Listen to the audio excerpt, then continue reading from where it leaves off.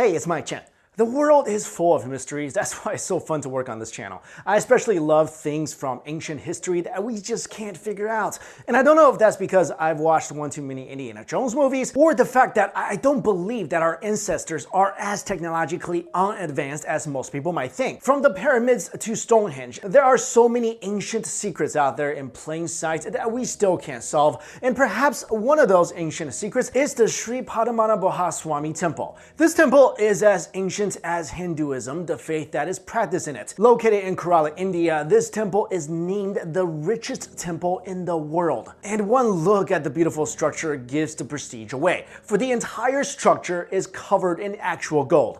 This ancient temple is beautifully built and is a prime example of a combination of Keralan and Dravidian architecture, styles that were popular among Hindu temples, especially in the state of Kerala. However, the Padmanabhaswamy temple has something about it that makes it stand out among the rest, and it's not the golden exterior, but something else, something far more mysterious. It is said that underneath this ancient Hindu temple may be one of the greatest treasures known to man. And before we get into that, let's talk about its history for a second here. The temple's history goes back to 500 BC and 300 AD, when it was mentioned in several texts during India's Sangam period of literature. Essentially, like any temple, it serves as a place of worship, and in this case, its primary deity is Vishnu, and the entrance to it is only granted to Hindus. There is no exact date as to when this temple was built, but one thing is for sure, it's been there for a long time. And in 2011, with an order from the Indian Supreme Court, the 6 known vaults underneath the temple were explored. What was found inside them shocked the world.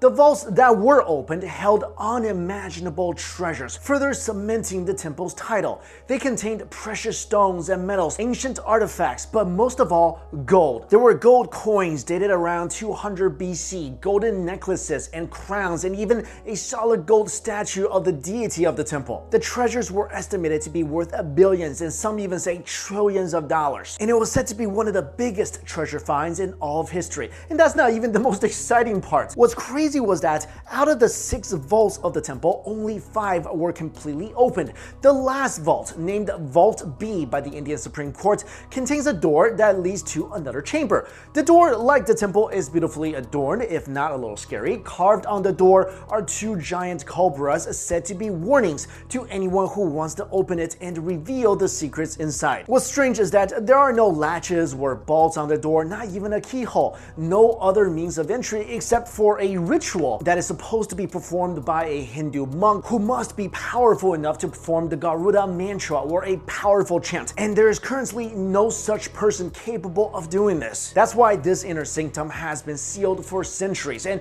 no one knows exactly what's inside. Much information about the temple and its vaults is lost on the temple officials, even for the Travancore royal family whose trust the temple is under. However, if the substantial amount of wealth from the other vaults is of any indication, then it would be reasonable to think that this vault too will bring treasures with it. Or it could be a curse if the cobra's warning on the door of the inner vault had any truth to them. Also, it seems that this isn't the first time the Indian government has tried to explore the temple. In 1908, there was a failed attempt to open the vaults because the explorers quickly left when they found the chambers infested with cobras. However, in 1931, when the state of Kerala was financially in need, another attempt was made to breach the vaults, and this time it was successful, with at least one of the vaults opened and ample treasure found. As for the other vaults, it would be 80 years until their treasures would be found, but not Vault B, which has remained closed and continues to be so to the outside world. Currently, the government of India is still trying to open the sealed door inside Vault B, but the Travancore royal family, along with many religious devotees, have appealed the government's order for another exploration of the remaining vaults. And this was because a ritual called Davaprasna was held to find out the deity's wish on the fate of the temple. So in the ritual, a young boy would serve as the instrument through which the deity would interact and convey his or her wishes. And after this ritual, it was found out that the deity was apparently not very happy, wishing the treasures not to be disturbed and the last vault not to be opened, or else. And according to those who performed this ritual, the opening of the inner chamber will cause untold catastrophic events